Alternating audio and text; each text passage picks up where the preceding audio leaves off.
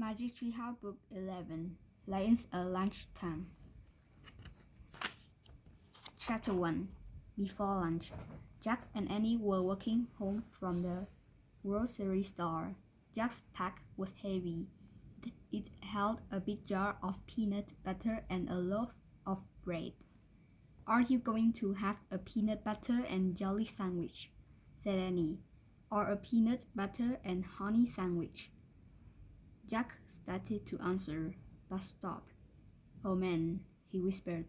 "What is it?" said Annie. "Look at that," said Jack. He pointed to the edge of the fog-red roof. In the shadow stood a small, delicate animal. It looked like a tiny deer. "It's a sign," whispered Annie. "Remember when we saw the rabbit? He was a sign of the Wild West." The deer-like creature leaped into the woods. Jack and Annie didn't stop to think. They flew as fast as they could. Jack's heavy pack thumped against his back as he ran. Finally, they stopped and looked around. "Where did she go?" he said. "I don't see her," said Annie. "Oh wow," said Annie. She pointed up. There was the magic tree house. It was shining in the noon sun, at the top of the tallest tree in the woods. Its rollbladder swayed in the shadows below. "Where's Morgan?" said Annie. Morgan Le Fay wasn't waving at them from the window. She wasn't even at the window. "I don't know. Let's go up," said Jack. They climbed the ladder west into the treehouse. Sunlight streamed through the window.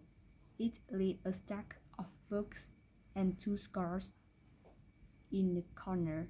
The ancient scars held the answers to riddles Jack and Annie had solved earlier. Jack took off his heavy pack. "Did Morgan leave us a free riddle?" said Annie. "Looking for someone," said the soft voice. Jack and Annie were around. "Morgan," said Annie. Morgan Le Fay had appeared out of nowhere. She looked ancient and lovely in the bright light. "Do you still want to become master librarians?"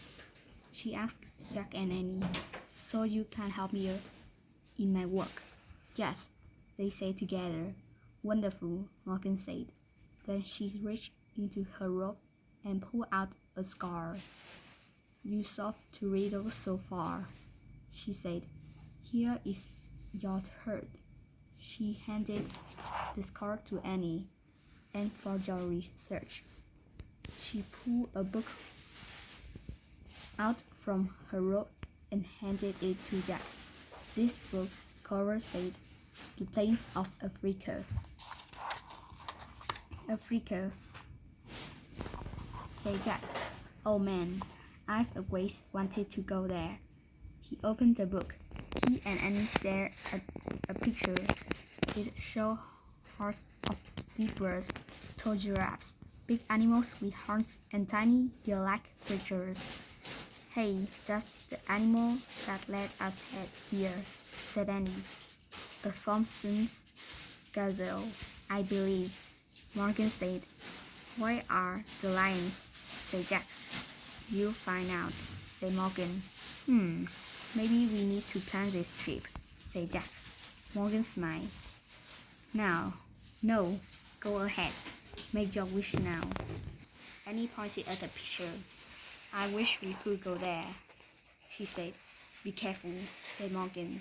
"Just keep an eye out." "For what?" said Jack. "The lions, of course," she said. "Wait," said Jack. Too late. The wind had started to blow. The treehouse started to spin. Jack squeezed his eyes shut. The treehouse spun faster and faster. Then everything was still.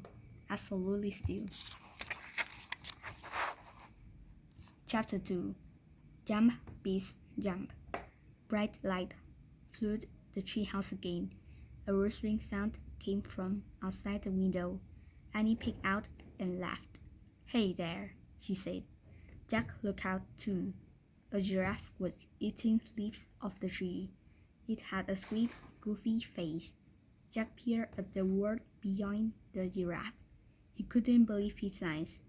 He saw a huge grassy plain, a wide river, and tons of birds and animals, more than he had ever imagined in one place. Giraffes and zebras were on the side of the river where Jack and Annie were. Thompsons, gazelles, and the big horned animals were on the other side. Where are the lions? Said Jack. I don't know, said Annie. Do you think it's the way this crowded? Let's find out, said Jack. He picked up the book of Africa and looked at the picture of the animals. He read aloud. Every year, in late spring, thousands of zebras and gazelles and millions of wildebeest migrate from the dry plains of Tanzania to Kenya. What's migrate mean? Said Annie. Jack punched his glasses into place. It means they go someplace else for part of the year, like birds going south for the winter. All right, said Annie.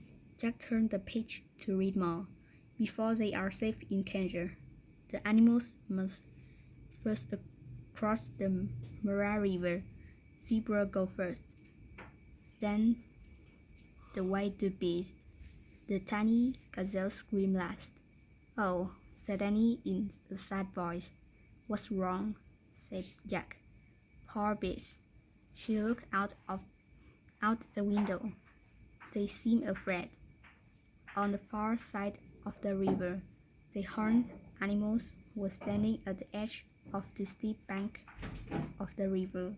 They stared down nervously at the rushing water. Jump, beast, jump, Annie shouted. Don't be silly.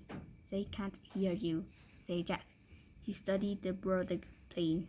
I wonder where the lions are, he said. I don't know, but I have to go, said Annie. Go where? Said Jack.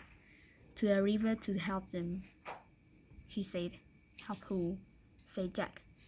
Those white beasts on the other side, said Annie.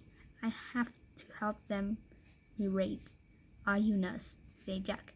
Annie handed Jack the scar and started out of the treehouse. Wait a second, said Jack. We haven't even read Morgan's riddle yet. Annie stopped on the ladder. Read it now, she said. Jack unrolled the ancient scar and read aloud. I'm the color of gold, and as sweet as can be, but beware of the danger that's all around me. What am I? Annie started down again. Annie, we'll look for the answer in a minute, said Annie. What are you doing? Jack called. But there was no stopping her. Jack watched as she hopped off the ladder. Then she started to walk through the tall grass between the zebras and giraffes. I don't believe her, he said to himself. He quickly put the Africa book into his pack. He started down the ladder. When he stepped onto the ground, he looked around carefully. The giraffes were eating the tree leaves. The zebras were gazing in the grass. Tons of birds flapped overhead. This is okay, he felt.